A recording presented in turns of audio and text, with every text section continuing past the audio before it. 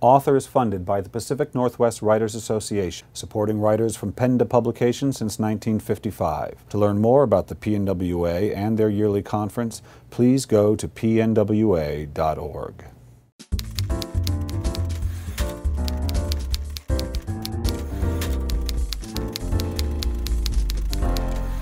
Hi, this is Jeff Abbott for Author Magazine, and today I am thrilled and excited to be talking to thriller writer extraordinaire Jeff Abbott, whose new book, The Last Minute, is currently out. Jeff, thanks for sitting with me today. Well, thank you very much for having me today, Jeff. So what prompted you, I guess, to go out and try and get your work published?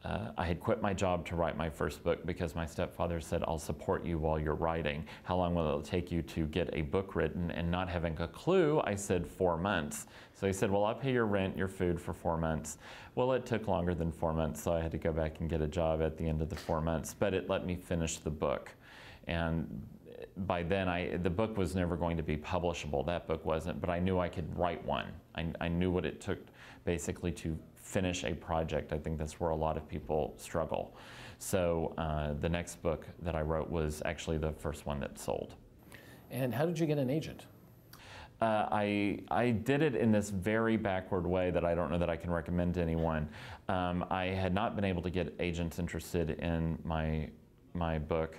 I had queried, I think, maybe 2 or 3, and they had all turned me down. But I had gone to, I was at a writers' conference in Austin, where I live, and I had gotten to know some mystery writers, crime writers, at other conferences. I had never sort of asked them who their agents were, but there were some editors at this conference, and they were both originally from the South. So I thought maybe I could ask them to look at my manuscript, and maybe them being Southern, they wouldn't say no so quickly, or they would put me off in a more polite way.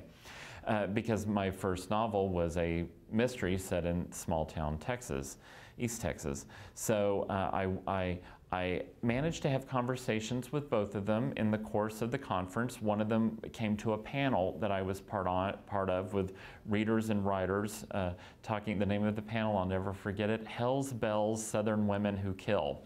And so it was a fairly comedic panel, and I guess I got some laughs from the group, so the editors knew who I was. And I waited until the last night of the conference, and I saw that each had about half a beer, and I just went up and asked them, could I send, I've written a manuscript, could I send you the first 3 chapters? And because they had already had interactions with me where I didn't try to push the book on them immediately, they both said yes. And then 6 weeks later, they both called me within a day of each other offering on the book. And so at that point, I then asked my published friends who the agents were that they were working with, and they recommended their agent friends to me, their agents to me, and that was how I landed an agent. Why thrillers? Why not romantic, romance or history or something like that? Well, when I got my English degree, I thought, well, I'll write literary fiction. And yet I had always loved crime and thriller novels, and I started writing literary fiction, and I could never figure out how to end it. And I mean, this sounds simplistic, but I was like, wow, crime and thriller fiction, I know what the end is. You know, there's a resolution to the crime, to the injustice that's been perpetrated. So I thought, well, I'll try that. And that was sort of why I made the decision, because it was what I love to read. I think you have to follow the things that are your passions.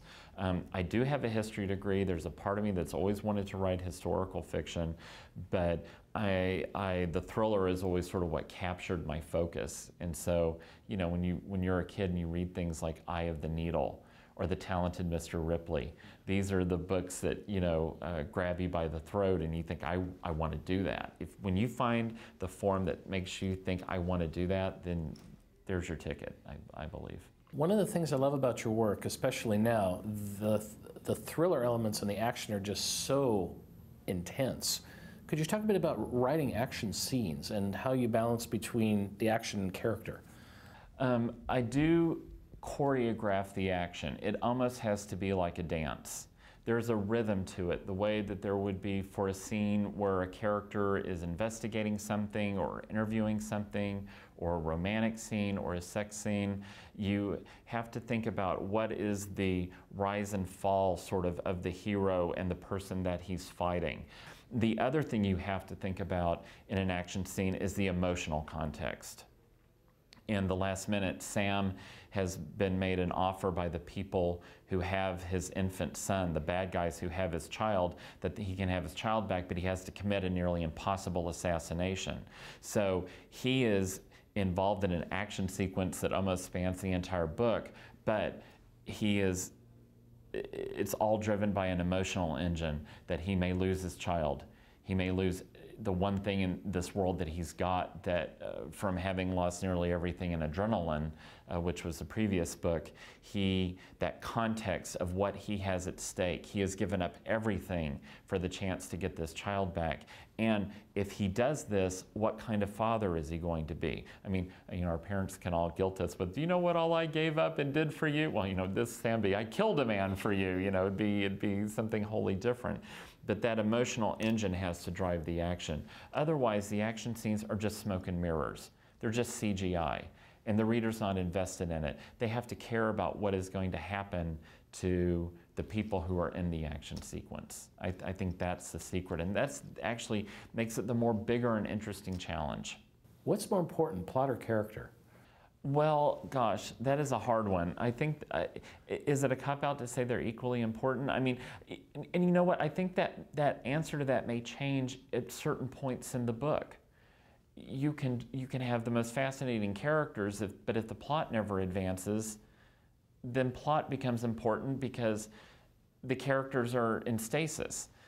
If you have so much plot going on that we never get to know the characters, then it's just, like I said, smoke and mirrors. So I think there's a constant give and take. It's like a marriage, plot and character.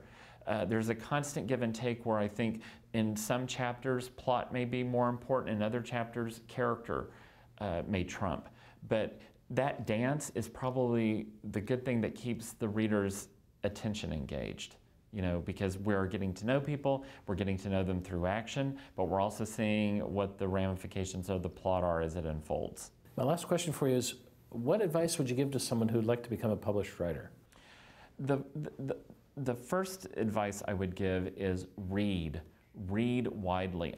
I will admit to being mystified when I meet people who say they want to write a book and then say in the next breath that they don't read very much.